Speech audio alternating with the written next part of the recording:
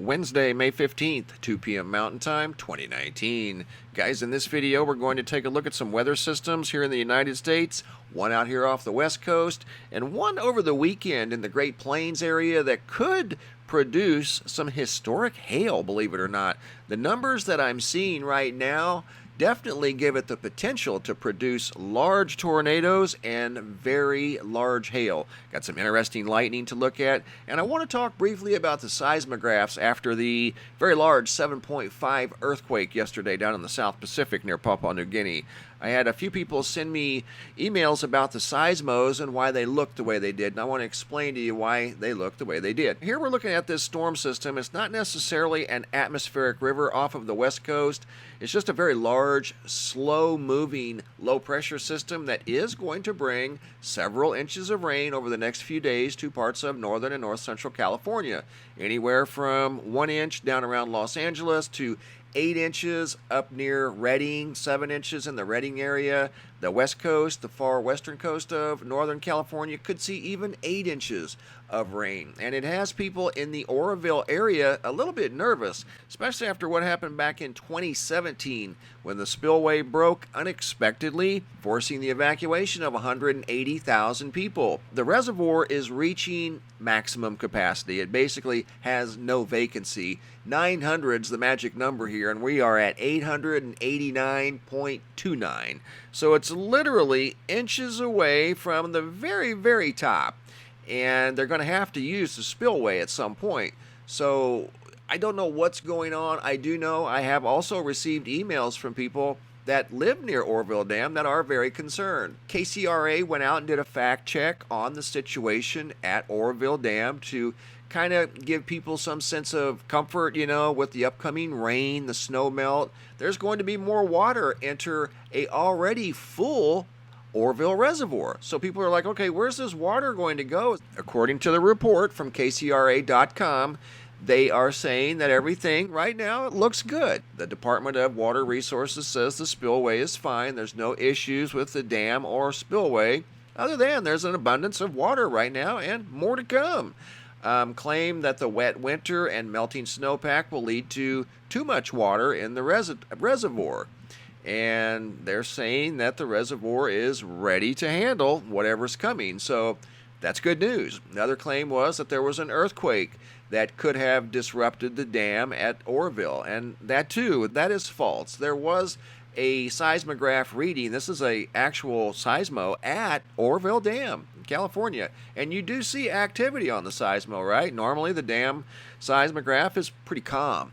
But on this day, this is the 7.5 earthquake from Papua New Guinea. It was felt actually all around the world, and I want to show you the other seismos from all around the world and how they reacted yesterday. This is actually kind of mild, but it just goes to show you that an earthquake in the southern hemisphere can be felt, picked up by seismos in the northern hemisphere. And that's what you're seeing here. These large blue lines are from the 7.5 earthquake that occurred yesterday. So that's all that is. There was not an earthquake at Oroville Dam. However, all of the water coming associated with this very large, slow-moving, low-pressure system that is going to bring a lot of rain to parts of Northern California, be ready. You do have a right to be concerned, especially with the water level at maximum capacity. There's no vacancy at all.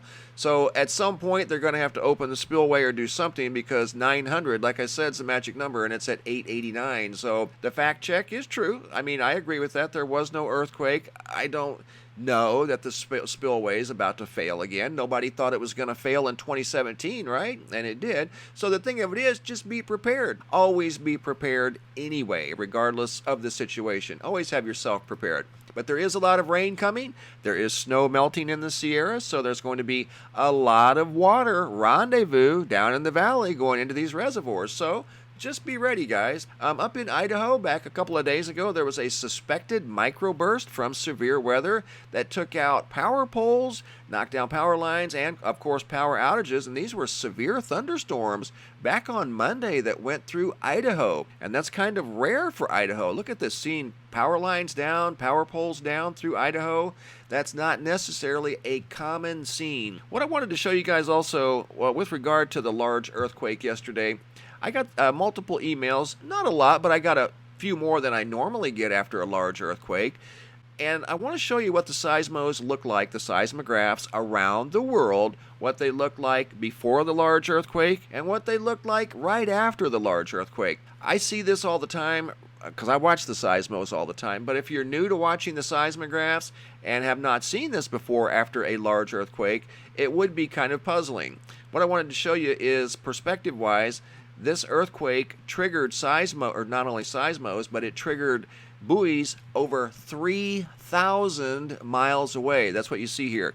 The earthquake struck here down near Papua New Guinea, 3,100 miles away. Buoy went in event mode off the coast of Japan. That's how strong that earthquake was. It was very shallow, at 6.2, I believe, miles deep. All of these buoys that you see here that are large on the western side of the Ring of Fire were in event mode after the very large earthquake. What we're looking at now are the seismographs prior to the 7.5 earthquake, and they look very normal, right? No sign of energy on any of these seismographs except a few here and there. And actually what that is, that's a seismograph that detected the earthquake that was fairly close to the epicenter. This one here as well. In fact, let's take a look at where that is. Johnston Island, that's in the Central Pacific. That picked up the energy first, ahead of Afghanistan, ahead of Norway. And if you follow these seismographs closely, you can follow the primary waves and the secondary waves if you watch them very, very closely. But I'm just giving you a brief rundown of what the seismos look like actually right after the earthquake occurred, within like 12 minutes. Most of the seismographs around the Earth had not picked up the energy just yet. But a 7.5 generally will be felt all around the world on seismographs. People won't feel it, the seismographs will, especially a very shallow earthquake like this one was. So what I'm doing is scrolling through all the seismographs and showing you what they look like just after the earthquake occurred. You can see some of the energy, like I said, starting to be picked up.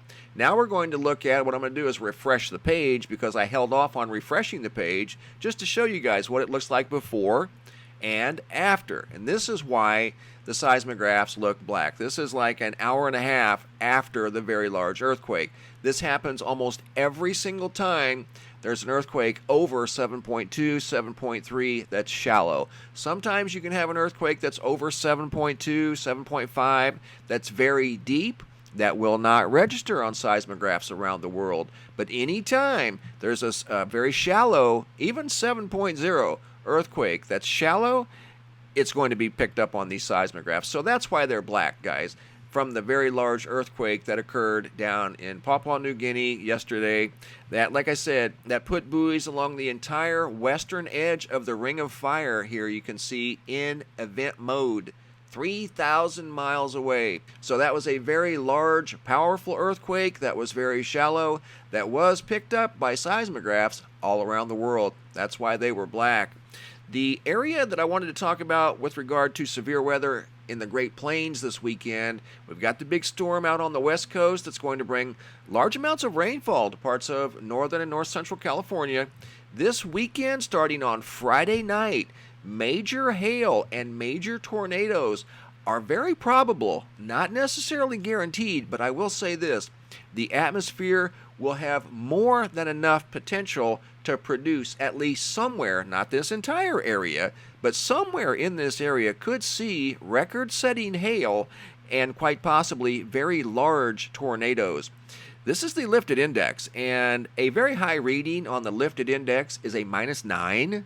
When it's showing a -15, conditions are more than favorable for large hail, high winds, and very large tornadoes. And you can see this area here is West Texas. So West Texas up into the Texas Panhandle, this entire area of Burgundy, you need to have, be alert. This is what it's going to look like this weekend, starting Friday night. This big setup here, this is what's known as a dry line. It's a boundary where warm air and cold air meet. It creates atmospheric instability. Along this line, you can have, not necessarily everywhere, but in some areas, the energy will concentrate forming. It's electricity is what it is, guys. At the end of the day, it's electricity, and it can form very big supercell thunderstorms that can produce large hail, damaging winds, and even in some cases tornadoes, and very heavy downpours. So everything's on the menu throughout this area this weekend. This is just the beginning here. Friday night, it's going to be like this through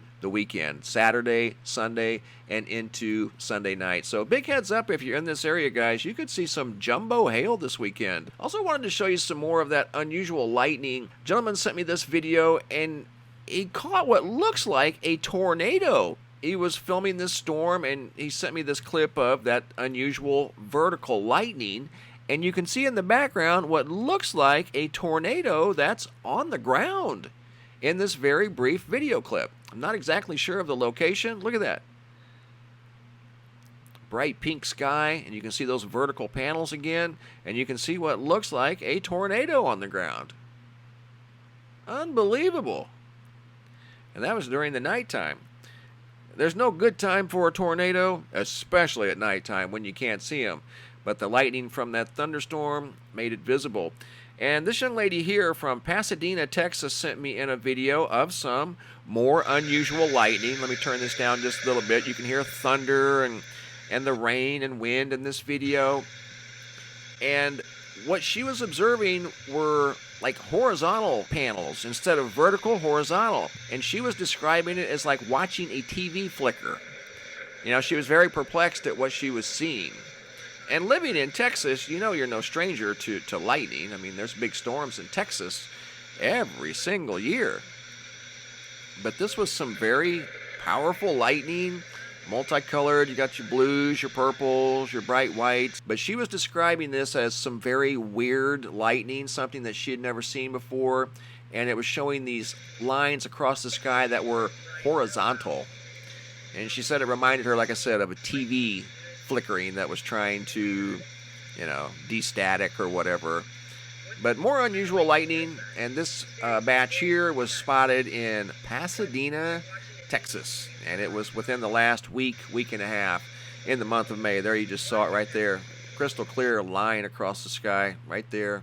I've seen it myself out here in Arizona horizontally. I thought it was my camera until I actually saw it myself without the camera, and I was outside and there was no glass window or anything that could have altered my perspective of the light. But anyway, there's some more from Pasadena, Texas. Here's a photograph of a big supercell thunderstorm sent in by Kyle, and this is on the Iowa-Nebraska border. Also on the Iowa-Nebraska border, he sent in this photograph. He was riding around looking at the flooding, and this is not a good sign here when you see grain silos that are broken and bent over and a lot of grain on the ground. That's a lot. That grain right there was sold last year, for the market, and it was in the silos, is drying in there. It was stored, getting ready for shipment, and it was damaged by the flood. So that's definitely not a good sign when we see that. And then to compound the situation with flooding this year, and the farmers are late getting into the fields, it's just kind of makes it tough for the farmers. Picture here sent in by Denise from Florida. Beautiful sky. Nice purple sky here, same location. Florida, sent in by Denise. And this last photograph, I took this myself less than 2 hours ago. This is high in the sky above southeast Phoenix, Arizona. And don't forget to check out the website, MrMBB333.com. You can find link below every video in the description box. All the data you see here is real-time data updated 24 hours a day, 7 days a week. The newsroom up here in the daily report is new news stories updated daily at least once a day, sometimes multiple times a day. Thanks for watching, guys. Have a super day and be safe out there.